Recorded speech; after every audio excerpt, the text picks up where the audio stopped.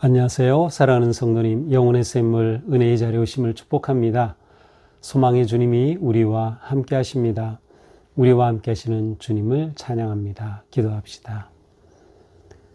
주님 감사합니다.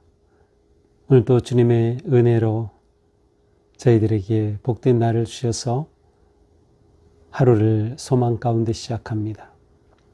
오늘 하루 저희들에게 주시는 주님의 은혜와 또한 성령의 인도하심과 충만하심 가운데 복된 하루, 승리하는 하루, 주님의 거룩하심을 따르는 은혜의 하루가 되게 하옵소서. 이 시간 주님의 말씀을 읽고 또한 묵상하고 나눌 때 성령님께서 우리 가운데 함께 하셔서 주님의 생명의 진리의 말씀 깊이 깨닫게 하시고 주시는 말씀 따라 저희들의 삶이 든든하게 말씀 위에 세워지도록 함께하여 주시옵소서. 예수님 이름으로 기도합니다. 아멘. 오늘 말씀은 느헤미야 7장 5절에서 73절입니다. 네, 아주 길기 때문에 제가 중간중간 선별해서 읽겠습니다. 5절입니다. 내 하나님이 내 마음을 감동하사 귀족들과 민장들과 백성을 모아 그 계보대로 등록하게 하심으로 내가 처음으로 돌아온 자의 계보를 얻었는데 거기에 기록된 것을 보면 옛적에 바벨론 왕 느부갓네살에게 사로잡혀 갔던 자들 중에서 노임을 받고 예루살렘과 유다에 돌아와 각기 자기들의 성읍에 이른 자들 곧 스룹바벨과 예수아와 느헤미야와 아사랴와 라하미야와 나하마니와 모르드게와 빌산과 미스베렛과 비그웨와 느훔과 바하나와 함께 나온 이스라엘 백성의 명수가 이러하니라. 예, 우리 8절은 바로 자손이 2772명이요. 25절 기브온 사람이 95명이요. 39절 제사장들은 예수아의 집 여야다 자손이 973명이요. 임멜 자손이 1052명이요. 바수훌 자손이 1247명이요. 하림 자손이 1017명이었느니라. 레위 사람들은 호드야 자손 곧 예수아와 간미엘 자손이 74명이요. 노래하는 자들은 아삽 자손이 148명이요. 문지기들은 살룸 자손과 아델 자손과 닮은 자손과 악굽 자손과 하디다 자손과 소베 자손이 모두 138명이었느니라. 느드님 사람들은 시아 자손과 하수바 자손과 답바옷 자손과 57절 솔로몬의 신하의 자손은 소대 자손과 소베렛 자손과 브리다 자손과 61절 델멜라와 델하르사와 그룹과 앗돈과 임멜로부터 올라온 자가 있으나 그들의 종족이나 계보가 이스라엘에 속하였는지는 증거할 수 없으니 그들은 들라야 자손과 도비야 자손과 느고다 자손이라. 모두가 642명이요 제사장 중에는 호바야 자손과 학고스 자손과 바르실레 자손이니 바르실레는 길르앗 사람 바르실레의 딸 중에 하나로 아내를 삼고 바르실레의 이름으로 불린 자라. 이 사람들은 계보 중에서 자기 이름을 찾아도 찾지 못하였으므로 그들을 부정하게 여겨 제사장의 직분을 행하지 못하게 하고 총독이 그들에게 명령하여 우림과 둠밈을 가진 제사장이 일어나기 전에는 지성물을 먹지 말라 하였느니라. 66절 온 회중의 합계는 42,360명이요 그 외에 노비가 7,337명이요 그들에게 노래하는 남녀가 245명이 있었고 말이 736마리요 노새가 245마리요 낙타가 435마리요 나귀가 6,720마리였느니라. 어떤 족장들은 역사를 위하여 보조하고 총독은 금 1000드라크마와 대접 50과 제사장의 의복 530벌을 보물 곳간에 드렸고 또 어떤 족장들은 금 2만 드라크와 은 2200마네를 역사 곳간에 드렸고 그 나머지 백성은 금 2만 드라크마와 은 2000마네와 제사장의 의복 67벌을 드렸느니라. 이와 같이 제사장들과 레위 사람들과 문지기들과 노래하는 자들과 백성 몇 명과 느디님 사람들과 온 이스라엘 자손이 다 자기들의 성읍에 거주하였느니라. 아멘. 자, 오늘 본문은 우리 7장 중에서 포로에서 돌아온 사람들의 명단입니다. 쉽게 말하면 이제 바빌론으로 포로로 잡혀갔다가 귀환한 명단이죠. 자, 느헤미야는 하나님이 마음을 감동하셔서 이렇게 계보대로 백성들의 명단을 얻게 하시고 또 이렇게 얻은 것을 기록하는 그러한 일을 하게 되었다라고 말하고 있어요. 그러니까 느헤미야는 하나님의 인도하심을 따라서 지금까지 모든 사역을 해왔고요. 성벽을 짓고 그 많은 위기 속에서 이 위기와 모함을 이겨내고 백성들을 격려하고 또 전략을 세우고 했던 이 모든 것들이 하나님을 따르고 하나님의 마음을 따랐던 결과였어요. 그리고 바로 지금 하는 일도 하나님이 주신 마음의 감동을 따라 한 것이다. 이 점이 굉장히 중요하죠. 자, 구약에서는 이렇게 숫자를 센다, 계수한다라는 것은 하나님에 대한 불신의 모습이 될 수 있어요. 근데 이제 느헤미야는 이것이 하나님의 감동으로 된 것임을 분명히 밝히고 있습니다. 자, 여기 귀한 자들의 명단인데 5절에서는 처음으로 돌아온 자의 계보를 얻었다. 그래서 1차 귀환자의 명단으로 보이지만 7절과 또 이어지는 그런 내용들을 보면은 꼭 1차 귀환만이 아니라 느헤미야가 바로 그 전에 모든 귀환한 자들을 다 포함하는 것임을 우리는 볼 수 있어요. 자, 오늘 본문에 나오는 이 귀환자의 명단은 에스라 2장에서도 나오는데 여기에서는 에스라와 오늘 본문 사이에는 명단이 약간 차이가 있기도 하고 또 숫자에도 좀 차이가 있기도 해요. 하지만 대체적으로 거의 비슷한 그러한 명단을 따르고 있음을 볼 수 있습니다. 자, 여기 이렇게 포로된 자들이 돌아왔다. 6절. 바벨론 왕 느부갓네살에 의해 사로잡혀갔던 자들이, 그렇죠. 예루살렘 멸망하면서 잡혀갔던 자들 3번에 걸쳐서 포로로 잡혀가요. 그런데 그들이 이제 돌아와 예루살렘과 유다에 돌아와서 자기들의 성읍에 이르른 귀환 자들이다 라는 표현을 사용해요. 자, 이렇게 느부갓네살에 의해 사로잡혀갔다는 역사적 사실을 언급하는 것은 이렇게 돌아온 귀환 자들의 정체성을 분명히 해주는 것이에요. 그들은 예전에 느부갓네살에 의해 포로로 잡혀갔던 자들이다. 여전히 하나님과의 언약 관계에 있는 백성들이다 라는 점을 암시하고 있는 것이죠. 자, 이렇게 명단을 확보하는 것은 굉장히 중요한 일이었습니다. 왜냐하면 어제 본문에서는 이 예루살렘이 굉장히 넓고 인구가 너무 적다, 거주할 집도 부족하다 이런 표현들이 나오죠. 따라서 이렇게 명단을 확보하고 인구를 파악함을 통해서 그들이 예루살렘에 어떻게 거주하게 될지. 그래서 실제로는 이제 11장에 보면 이제 예루살렘의 어떤 그 회복에 관한 내용이 나오게 되고요. 그리고 어떤 사람들은 예루살렘에 거주하겠는지 그러한 내용이 또 뒤에 나오는 것을 볼 수 있어요. 자, 이제 나오는 명단을 보면요. 7절에서는 스룹바벨, 예수아, 성전을 재건하기 위해 들어왔던 자들이죠. 스룹바벨 총독, 예수아 제사장. 그 다음에 느헤미야, 아마도 이것은 느헤미야 자신을 가리키는 것으로 보는 게 가장 합당한데, 물론 동명이인일 수도 있겠지만 이러한 이름들을 보면은 이것은 꼭 1차 귀환자만이 아니라 이후에 느헤미야 전에 귀환했던 모든 사람을 의미하는 것이다 라고 볼 수 있어요. 자, 그 명단이 이제 8절부터 나옵니다. 바로스 자손이 2172명. 자, 8절에서 24절까지는 가문별 명단입니다. 가문별로 나와요. 바로스 자손, 스바랴 자손, 아라 자손, 뭐 엘람 자손, 뭐 아스갓 자손 이렇게 가문별 명단이 쭉 나오고 있어요.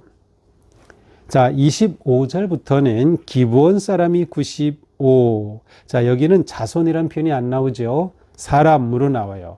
여기서부터는 지역별 명단입니다. 그래서 믹마스 사람, 뭐 하림 사람, 여리고 사람 뭐 이렇게 나오고 있어요. 물론 사람과 이름이 같은 경우 또 자손이라고 붙이기도 하지만 여기서는 거의 사람이라고 붙이죠. 뒤에 보면은 하림 자손, 여리고 자손, 스나 자손, 오노 자손 이러한 특별한 사람들은 자손이라 이름을 붙이긴 하지만 전부 어떤 지역 중심으로 소개되고 있어요. 자, 39절은 제사장들에 관한 거죠. 자, 성전 일을 맡은 자들이에요. 그래서 그들은 예수아 집 여야다 자손이 973명이 있었다. 인멜 자손 1050명. 이렇게 쭉 나옵니다. 자, 그 다음 43절은 레위 사람들이에요. 자, 사실 레위 사람들은 많이 귀환하지는 않았어요. 레위 사람 보니까 42절에 예수아와 간미엘 자손이 74명, 노래하는 자들은 아삽 자손 148명, 또 문지기들은 쭉 해서 138명이었다. 자, 레위 자손의 역할은 찬양대와 문지기 역할. 글쎄요, 요즘, 우리, 교회로 친다면 혹시, 찬양대와 환영안내위원이라고 할까요? 어쨌든, 이렇게, 레위 자손들의 숫자가 나옵니다. 자, 그 뒤에 나오는 사람들은 솔로몬 신하 자손도 나오고 느디님 사람들도 쭉 나오고 있고요. 그런데 특별히 61절 이하에서 보면 이 사람들의 특징은 무엇입니까? 그들의 종족이나 계보가 이스라엘에 속하였는지 증거할 수 없으니. 자, 그들의 종족, 그들의 조상이 누구인지가 파악이 안 된 겁니다. 또한 계보, 누구의 그들의 후손이 어떤 후손과 연결되는지가 파악이 안 되는 겁니다. 그래서 이들의 정말 유다 백성들 이스라엘 자손인지가 정확하지 않아요. 그런데 이러한 사람들이 굉장히 많았어요. 그래서 62절부터 쭉 나오고 심지어 제사장 명단 중에도 나오고 있죠. 자, 그래서 64절에 보니까 이렇게 계보 중에서 이름을 찾아도 찾을 수 없었어요. 조상도 분명하지 않고 계보도 분명하지 않아요. 그래서 이들에게는 두 가지가 금지되었습니다. 첫째, 제사장 직분은 행하지 못한다. 그렇죠. 비록 그들이 제사장이라고 하면서 온 명단은 있었지만 그 조상이 확인이 안 되기 때문에 너희들 제사장이라고 해서 왔지만 그 일은 행할 수 없다. 분명하게 제사장의 직분을 행하지 못하게. 자, 65절에서는 지성물을 먹지 못하게 하였습니다. 자, 이렇게 하여서 진정 순수한 이스라엘의 정체성과 신앙을 지켜가고자 하는 모습을 보여줍니다. 자, 66절부터는 66절은 전체 합계 인원 42,360명, 그 다음에 67절 노비가 7,337명, 노래하는 자가 245명이었어요. 그 다음에는 그들의 재산이 나오는데 말 736마리, 노새 245마리 쭉 낙타, 나귀.